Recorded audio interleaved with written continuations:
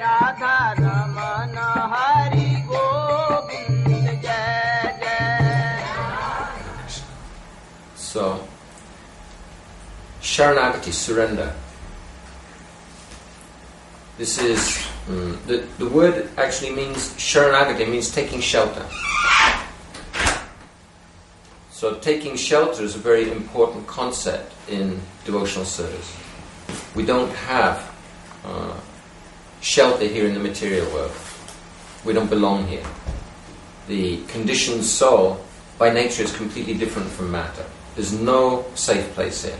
The body will leave us. No politician, no parent, nobody. The demigods, nobody can give us actually shelter. So saranagati means taking shelter of the Supreme Lord.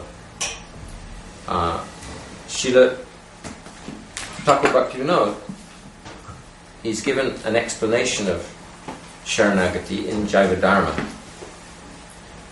And he quotes Srila Rupa Goswami has got a nice verse in Pajavali. Anukulyasya sankalpa pratikulyasya varjanam. Accepting things that are favourable, rejecting things that are unfavourable. Then rakshishati vishvasa. Having full faith that the Lord is going to protect us.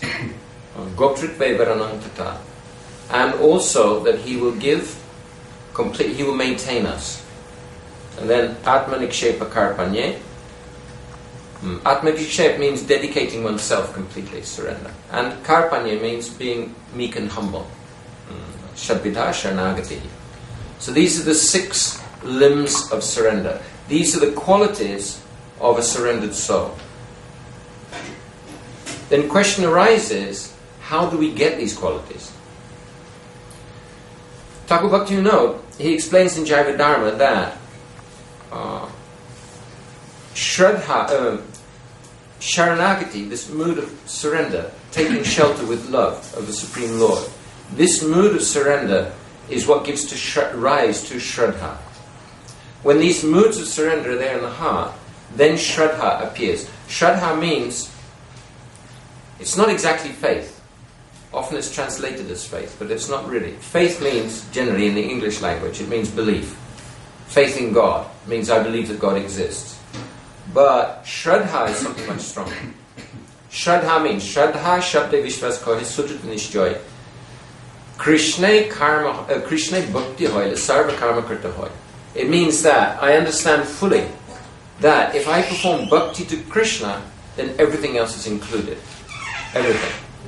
So, in other words, Shraddha means the tendency, the innate tendency to perform devotional service. It's not just a question of belief. So when these moods of surrender, Sharanagati, appear in the heart, then Shraddha comes. Shraddha is the outward sign of Sharanagati. So, Shraddha is the beginning of bhakti. Sri Rupa Goswami explains this verse, Adau Shraddha Tata Sadhu Sangha Bhajana Kriya. It says, in the beginning there's Shraddha. And then, Adau Shraddha Tata Sadhu Sangha. Then, associating with devotees. Then Bhajana Kriya, engaging in devotional activities under their guidance, especially Diksha Shiksha. And then Anartha Nivritti, like this. So the beginning of this process is Shraddha. And Shraddha is the outward sign that these moods of surrender have come in the heart. So in other words, Sharanagati is the gateway to bhakti. Sharanagati is the gateway to bhakti. It's not yet bhakti. But without Sharanagati, we can't get bhakti. It's like if you have a wall but there's no gateway, then you can't get in. So Sharanagati is the gateway by which we can come into the temple of bhakti. So we have to understand what is Sharanagati, and practically we have to understand how to practice it. So Srila Rupa Goswami, he's given this verse explaining what are the qualities of one who's surrendered. But then the question arises, how does one surrender? What is the process of surrender? Srila Bhaktivinoda Thakur, he has given this process, we sing in Gaurigita Gucha, there's his song, Shri Krishna Chaitanya Prabhu Jive Doya Kore. So, Thakur Bhaktivinoda,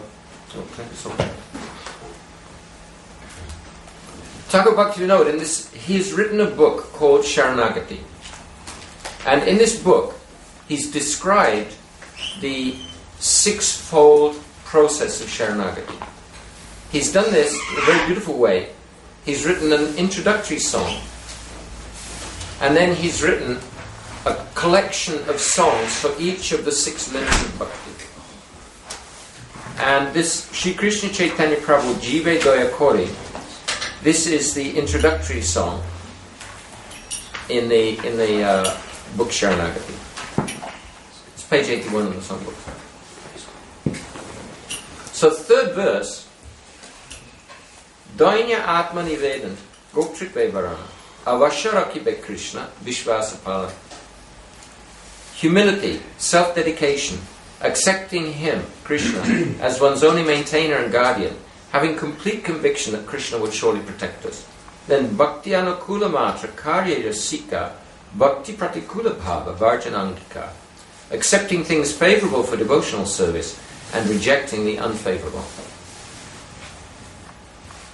So if we look at what Srila Thakur Bhaktivinoda has given us, we see that he's turned Srila Rupa Goswami's verse back to front. Srila Rupa Goswami gives the qualities of a surrendered soul, and Thakur Bhaktivinoda, he's turned it upside down, and he's giving the process by which we can attain these qualities, by which we can engage in surrender. And personally, I first understood this Saranagati before I met with Srila Gurudev, when I began studying the 12-step process. And I understood that after some time. I understood that the 12-step process is actually an adaptation of this natural process of Saranagati. Very, very effective. So, 12-step process is for recovering from addiction, like, for example, alcohol, narcotics, eating disorders, like that. But also for addictive behavior. Now, actually, we're all addicts. We're Maya addicts. We're addicted to Maya. What is an addiction? An addiction is a habit that's destructive and you can't break it.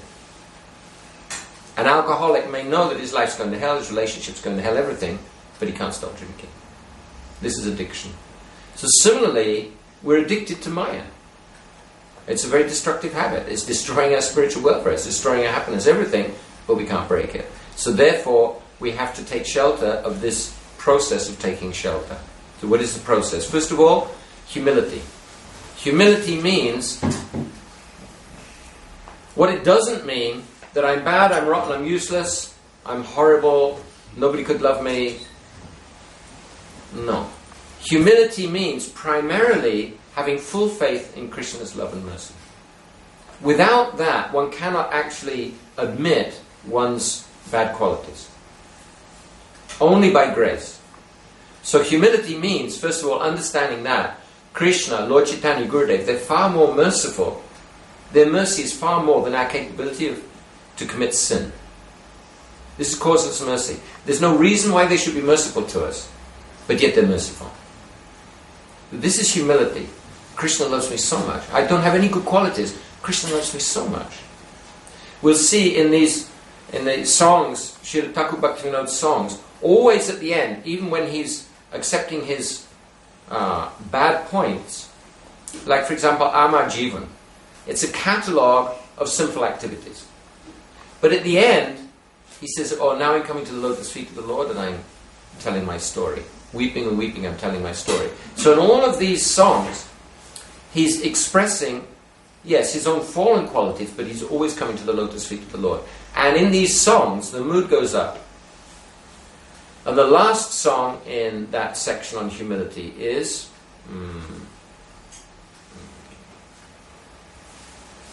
the last song in this section on Saranagati is Emona Durmati. And Emona Durmati, he says, oh, I'm so unfortunate. By bad intelligence, I came into this material world. After that, he's not describing his bad qualities at all. He's simply glorifying Krishna. First of all, that Krishna sent his pure devotee. And then his pure devotee is glorifying Lord Chaitanya.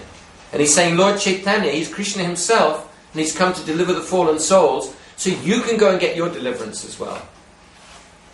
And then Thakur Bhaktivinoda is coming to the lotus feet of the Lord.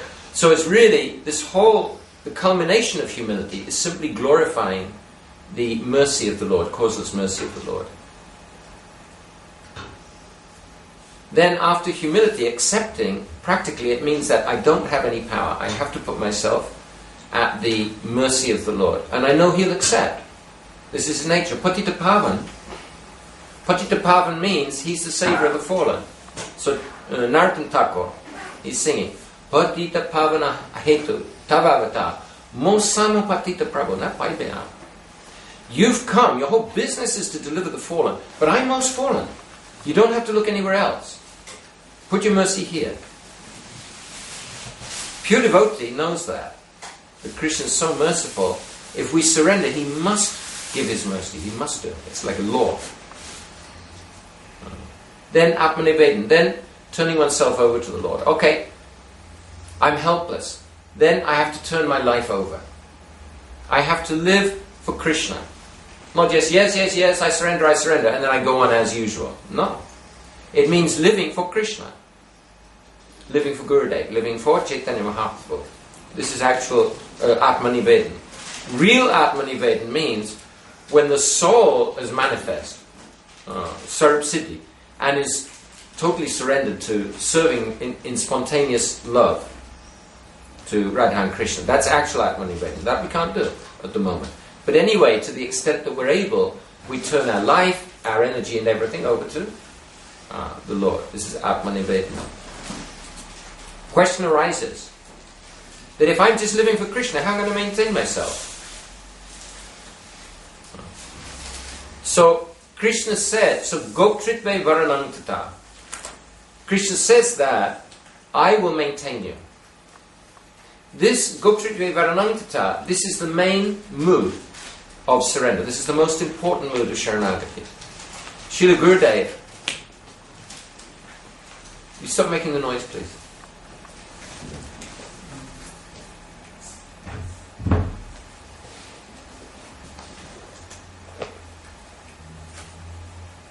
Srila Gurudev tells so many stories, relates so many pastimes, how Krishna is maintaining. The famous pastime where the Brahmana Arjun, he's living by begging. He's so poor, they don't keep anything in the house. He goes out begging. If he gets some food, then they eat that day, otherwise not. No mice, because there's nothing for the mice to eat. So one day he's writing a commentary on Bhagavad Gita, and he comes on this verse, Yoga Kshema Vahamyaham. Krishna says, to those who are constantly engaged in my worship, meditating on me, I bring all that they need. He said, he's not doing that for us. When's he ever done that for me?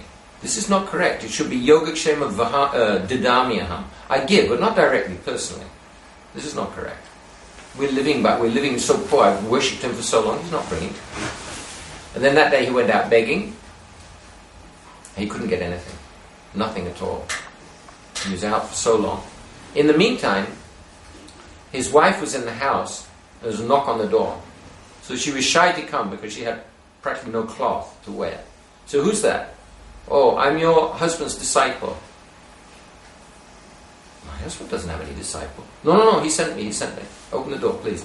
So she opened the door. There's a beautiful boy with 2 big baskets on a bamboo yoke, full of rice, sugar, vegetables, fruits. Gorgeous. She'd never seen such a heap of food.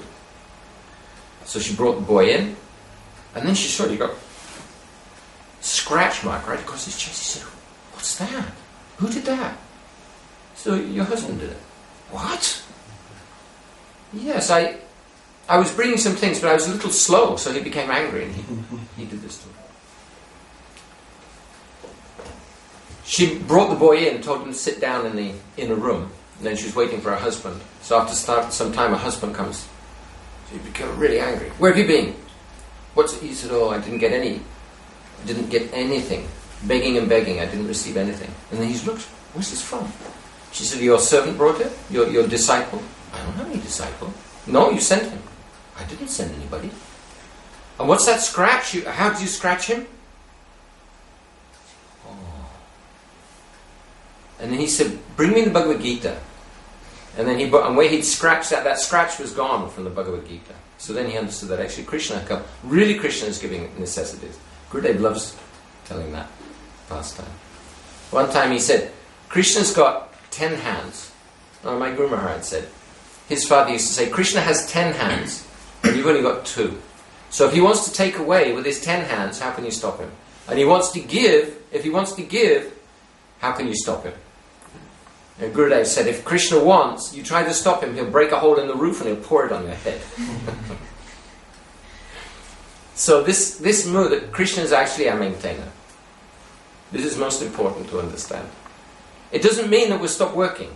Sometimes we see devotees, oh, I'm a devotee, okay, Krishna, I'll stop working.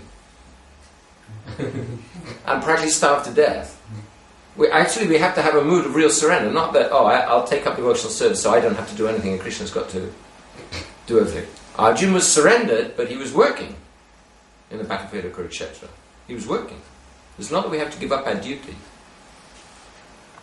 but we rely on Krishna for the results. Then, again, the question arises, but okay, Krishna can maintain me, but there's danger from time to time. Who's going to look after me if I'm just living no. Rakshishati iti vishvasa. Krishna will protect. Like Ambarish Maharaj. Durvas Muni came, he was angry with Ambarish Maharaj. He took out one hair from his dreadlocks, threw it on the ground. This huge fiery demon came. Ambarish Maharaj made no attempt to say to himself, okay, if the Lord wants to kill me, it's okay. But Krishna wasn't going to. He sent his Sudarshan Chakra. Sudarshan Chakra, in a flash, he burnt up the fiery demon, and then slowly, he was chasing Durvas Muni all over the universe. So Krishna maintains, there's so many stories. Devotees have so many stories how Krishna's maintaining, protecting us.